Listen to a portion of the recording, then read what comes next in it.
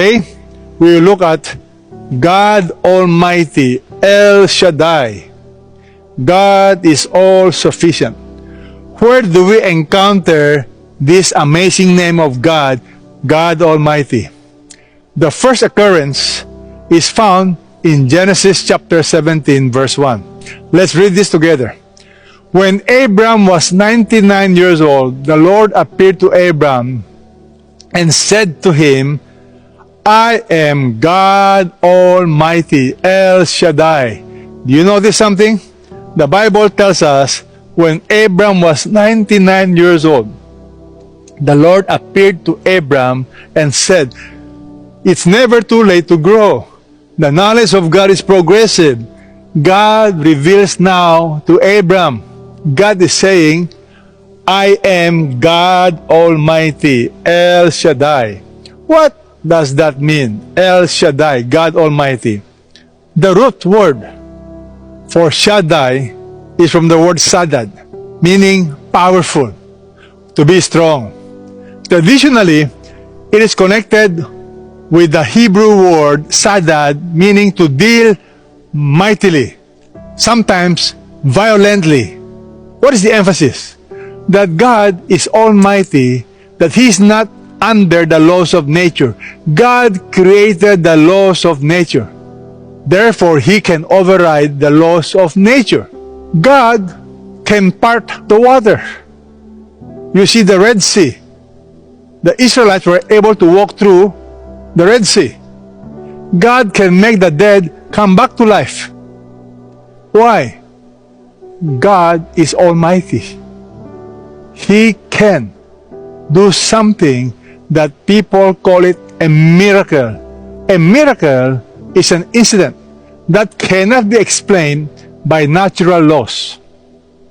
It is supernatural.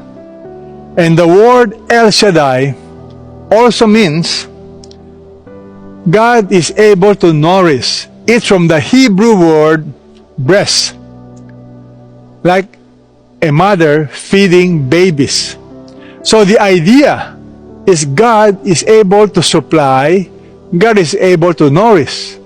He's able to pour out His provisions.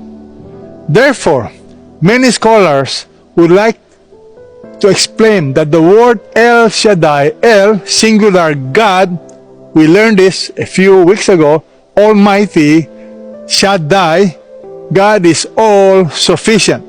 That's the focus I want to give on this name. God is adequate, all-sufficient, is able to satisfy our needs for us to experience contentment. Ephesians chapter 3, verse 20. Now to Him who is able to do far more abundantly beyond all that we ask or think, according to the power that works within us. I want you to notice something. The Bible could have stopped by saying, now to Him who is able. You could have stopped. God is able. But the writer of scriptures did not stop saying God is able. Now to Him who is able to do far more abundantly. The writer could have stopped. God is able to do far more abundantly, period. But no, for emphasis, notice, God is able to do far more abundantly beyond. He could have stopped there. God is able to do far more beyond. But He continued. All that we ask. He could have stopped there. All that we ask. But no. All that we ask or think, according to the power that works within us. Such is our God. He is able to do far more abundantly beyond all that we ask or think. Can you imagine such a God? Unimaginable. Why? Because God is El Shaddai. And how do you experience His power? In 2 Corinthians chapter 12, He has said to me, my grace is sufficient for you, for power is perfected in weakness.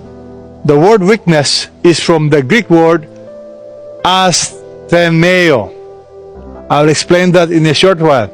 Most gladly, therefore, I'll rather boast about my weaknesses asthenes, so that the power of Christ might dwell in me.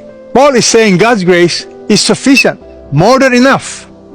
However, to experience His sufficiency, He's saying, for power is perfected in weakness. The word perfected is from the Greek word to complete, to experience. Weakness. The word weakness, asthenes, many times it is used in the Greek language to refer to physical weakness, physical sickness. The point is simply this: I will rather boast about my weaknesses. Whatever infirmity, whatever problems, the point is this: that the power of Christ is fully expressed in us when we learn that in our weakness, we learn to depend upon Him. Therefore, I am well content with weaknesses, asthenes, with insults, with distresses, with persecutions, with difficulties, for Christ's sake. When I am weak, then I am strong.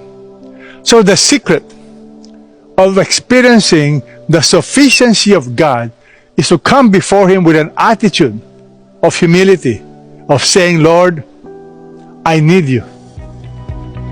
By myself, I cannot do this.